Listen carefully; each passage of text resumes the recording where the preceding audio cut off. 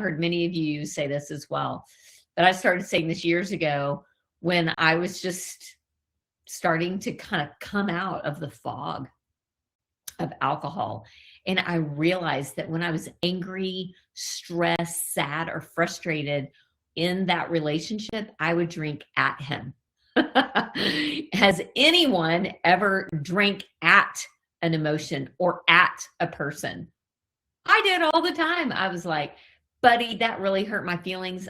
I'm going to drink at that. And it's that phrase, drinking poison, hoping the other person dies. I mean, I didn't want anybody to die, but you know what I mean? Or he would be out drinking with the guys. I was trying to drink less and be a good example to my kids. And I would be like, I feel so left out right now that he's out with the guys or at a dinner meeting with, a fancy wine list. And I was at home with my kids doing homework. I was like, that is not fair. I'm drinking at that. As soon as the kids go down or we're done with whatever we're doing, I'm definitely hitting the bottle. That is an emotional response. And drinking was an emotional, oftentimes, reaction for me. Does this relate with anyone? I even drank it myself a few times too. Me as well. Oh, yes. It was like I would take all of these emotions that were all tangled and balled up inside and go, you know what? I'm going to have a drink on that. And all that did was get me further and further away from my true self and what my emotions were actually trying to tell me, that things were not okay, that a boundary had been breached, or that something needed attention. So, man, I think our emotions are very valuable, not as leaders, but as signalers. So when we drink, we cover up our real emotions, and then we get the drink telling us how we feel. And then the drink's like, yeah, girl. How many of you, and again, leave a comment below, how many of you got together or got together with your girlfriends and not only drank at your spouses back home or things that you were upset about, but your girlfriends were like, oh, girl, you need a drink. Let me get you something. We would literally have like soirees, like posse, like nest, like girls' times where it was like, let's kind of drink at that together. Then it was like corporate, let's drink at that, like a group. Oh my gosh. And what that did for us, ladies, is it gave us a sense of camaraderie, and it kind of made us feel connected. But here's the deal. We weren't connecting as our true best selves. We were connecting with a version of ourselves that was outsourcing our resilience to a drink that was actually masking our real hurt. I've heard it said that anger is kind of a surface emotion, and below that is fear. We're really afraid of something that's kind of making us angry because we feel out of control. And below that fear of being out of control or misunderstood or left behind is sadness. Okay, whoa. When you're drinking, oh man, I was all over the place. In fact, in my drinking days, I'm having a vivid memory right now, I would be 3 or 4 drinks in at least and just cry. I would just cry to my husband and just say, I'm so sad. I'm so sad. But I couldn't access any part of me that could do anything about it. I just felt sad. It was like a tsunami of emotions. And it was not the empowering kind. It was the I am at the mercy of my emotions. And that is not a good place to feel. So I want us to do a couple of things. So I want y'all to, and we did this in the reset. So if you've done a 21-day reset challenge, this is going to sound familiar.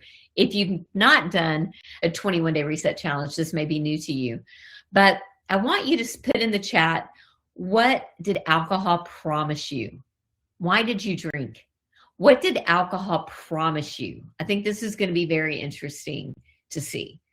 What did alcohol promise you? What did alcohol tell you? Again, even if it was lying to you, what did you believe that it was telling you that it would give you? Fun, relaxing, I talked more, to be outgoing, relaxation, laughs, sophistication and fitting in, joy to replace the sadness, shut my brain off. that you were more fun and would have less anxiety. Again, these are promises. Here's the question I have for you. What did you actually get? What did alcohol actually give you? What did it actually give you? And it's okay to say it gave you temporary relief, but after that wore off, what did you really get? You did get relaxation, because alcohol is a drug and alcohol anesthetizes everything. Brene Brown says it best: we can't selectively numb. So if you're sad and you want to feel joy, well, it's going to numb both. It's really hard to feel much at all when everything is numbed. So I hear you though. Alcohol lies to us, and it says you can't handle your emotions. Alcohol says we're not strong enough. We need alcohol to soothe ourselves. And again, it anesthetizes the pain in the short term. So we get the feedback that like it works. Like, look, I'm less stressed. I'm not as sad anymore. But yes, you are. It's just masked. It's just covered up. And that's why it's so tough sometimes to let go of. So I think this is where the reset and the things that we're doing here in SoberSis really shine, really come through as practical tools, because it helps us untangle our emotions and rebuild trust again. Trust with ourselves, trust with other people. And it's not about labeling yourself. It's about getting honest and naming it. I think what we've reminded ourselves of today is that emotions aren't good or bad, right or wrong. They're data. They're data or data, tomato, however you want to say it.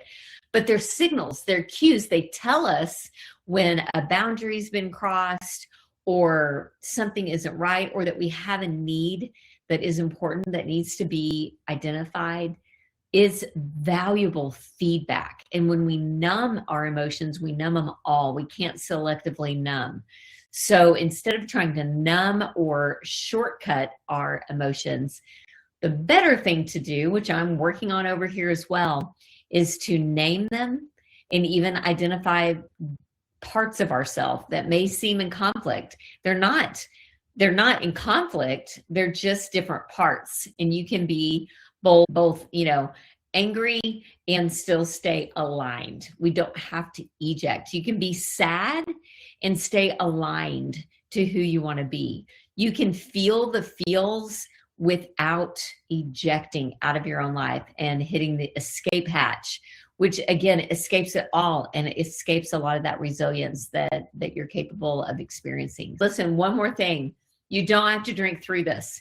Ladies, stay connected. Whatever you do this weekend, whether you're in the free community or you're in one of the reset networks, see out there, whatever it is, stay connected. Do not untether from the connection that you have here, because as one of my coaches, Gina T, says, community is immunity. So if you want to stay immune from hitting that eject button, just stay connected. Let's do this together. Y'all stay safe and stay sober-minded, whatever you do. Bye, everybody.